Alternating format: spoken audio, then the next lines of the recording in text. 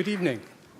I am Michael Park Taylor, and I will speak to you about one of the great unsung heroes of Canadian art history, Lionel Lemoyne Fitzgerald, and what makes his art Canadian. What contributes in part to Fitzgerald's Canadian identity is that he was a member of the most Canadian of all painting schools, the Group of Seven. But at the same time, actually, you need to see one of his slides. But at the same time, Fitzgerald's work differed significantly from the famed group. Fitzgerald was born in Winnipeg, Manitoba in 1890 and lived there continuously until his death in 1956. He recorded that his love for the prairie was fostered by boyhood visits to his grandmother's farm in Snowflake, Manitoba, where he roamed the fields and woods. These sojourns inspired a reverence for the land that would inform his entire artistic career. Fitzgerald is rightly celebrated as one of the foremost artists from Western Canada. His paintings like Summer Afternoon, the Prairie, Pritchard's Fence, and Doc Snyder's House have come to epitomize urban views of Winnipeg, the look of the prairie environment, and perhaps most importantly, what he called the terrific prairie light. He has been described by those who knew him as close to the earth and the painter of the prairies. Given his deep association with the West, how did Fitzgerald come to the attention of the Toronto-based Group of Seven? And what was his attitude to their aggressive brand of Canadian nationalism? In 1928, Fitzgerald accepted an invitation to exhibit his drawings at the Arts and Letters Club in Toronto, where this photo of the Group of Seven was taken. Lorne Harris, who became a great friend to Fitzgerald, is pictured third from the left. The attention Fitzgerald received from the Arts and Letters Club show put him firmly on the Group of Seven's radar screen. They invited him to participate in their exhibitions. In December 1931, he contributed to a group exhibition, what is arguably the masterpiece of his career, Doc Snyder's House.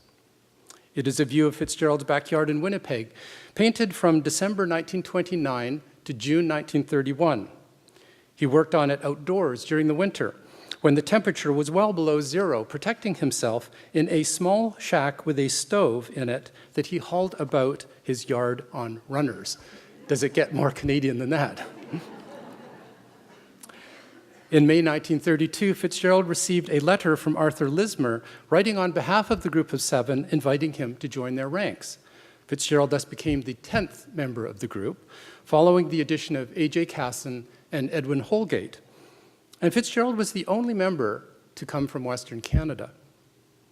He was at the height of his career, both artistically and professionally, having been appointed director of the Winnipeg School of Art in the late fall of 1929. Fitzgerald was very pleased with the group's recognition and claimed feeling, quote, a definite connection. But the question persists. To what degree did Fitzgerald share their nationalistic outlook? In 1940, he wrote, "What they were doing in the East, I was trying to work out on the Western Prairie, and the association with them proved very helpful to me." Yet Fitzgerald's approach to the land was not freighted with the weight of patriotic rhetoric that characterizes the group. His goal was simply to be the best possible artist that he could be, without a need to beat a nationalistic drum. To understand this, we must look at his artistic roots. As an artist working in relative isolation on the prairies in the early decades of the 20th century, how did Fitzgerald learn about art? And what was significant to him? As an artist in training, Fitzgerald studied the 19th century British critic and artist John Ruskin, whose book, The Elements of Drawing, intrigued him as a precocious teenager. Ruskin's insistence on an empirical study of nature led Fitzgerald to look deeply into the landscape around him.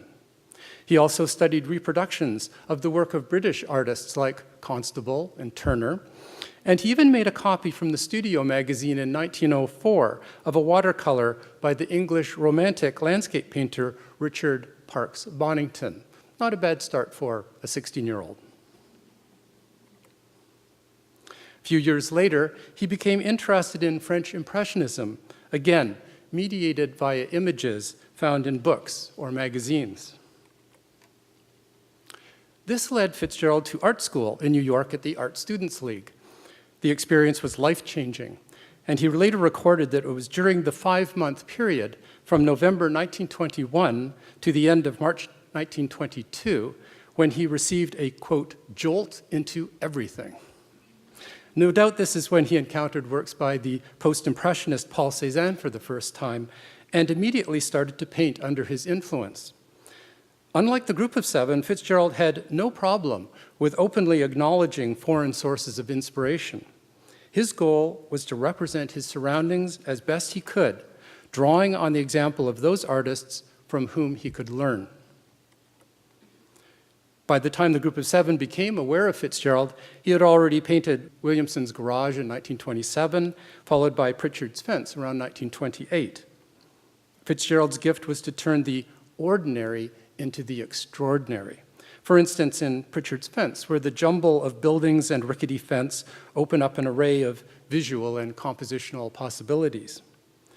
These scenes and others were painted in his own backyard, capturing not only the look of Winnipeg, but also the light there.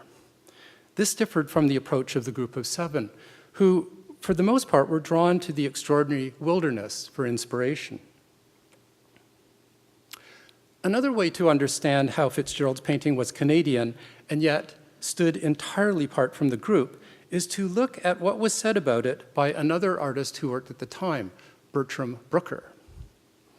Writing in 1929, Brooker grasped that Fitzgerald was different from his Toronto associates because he was less concerned with, quote, the essential moods of the country and more interested in formal concerns of art, such as composition, volume, line, and color.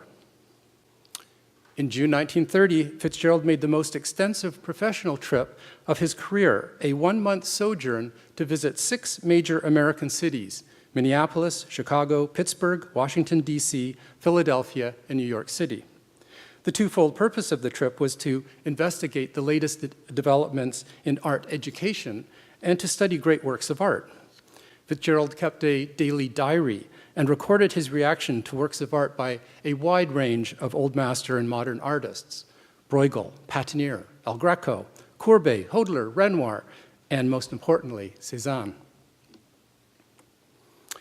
It was at the Art Institute of Chicago that he saw Seurat's masterpiece, A Sunday Afternoon, on the island of La Grande Jatte, and eventually adopted his pointillist style of contrasting dots of paint, for example, in the 1947 painting, The Little Plant. Fitzgerald realized that the challenges faced by the greatest artists were the same that he encountered. He noted, "It is noticeable that your problems have been their problems in another age. Theirs assisting you to march forward and face the difficulties that always attend any form of self-expression." What I want to stress here is that in order to paint scenes of Canadian life, Fitzgerald never shied away from drawing upon international influence. In the early 1940s, Fitzgerald spent summers in British Columbia, initially on Bowen Island. This led to contact with Group of Seven member Lawren Harris, who he met for the first time in 1942. By this point, Harris was painting in an abstract style that was very different from the paintings of icebergs and northern landscapes that made him famous. Here are 2 works from later in Fitzgerald's career. One may speculate that his abstract paintings were influenced by the example of Harris. But here we come again to the heart of what made Fitzgerald's art Canadian. Although what you see on the screen may look non-objective, Fitzgerald stated, "Subconsciously, the prairie and the skies get into most things I do, no matter how abstracted they may be." In conclusion, what made Fitzgerald's art Canadian is that no matter how much he looked outside of Winnipeg for techniques and inspiration, either domestically or abroad, he was a prairie boy through and through. His love for home is communicated directly in the Canadian content of his work. No other artist of his generation captured more successfully the essence of the prairie, its light, color, and feeling, all adding up to a singular experience of place. Thank you.